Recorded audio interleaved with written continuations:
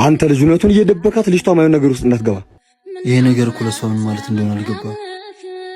ደግሞ እውነቱን ብነግራት እንዴት? በቃ መጣችልህ። ቻለው እንግዲህ እኔ ልቄስሽ። ዛሬማ የመጨረሻዬ ነው። ልኩን ነው የምነግረው። እንዴ የኔ ጊዜ መቀለጃ ነው እንዴ? ማይ ለሌላ ሰው ሲሆን 24 ሰዓት ጊዜ አለ አይደለ?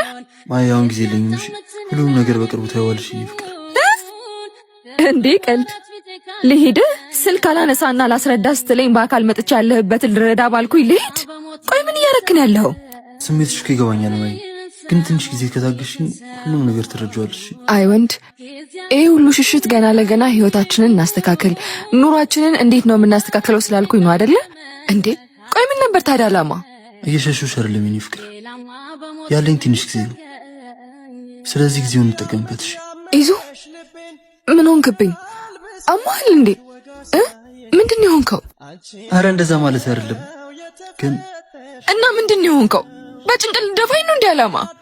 ቆይ ምንድን ነው የሆንከው? ለምን አትናገርም?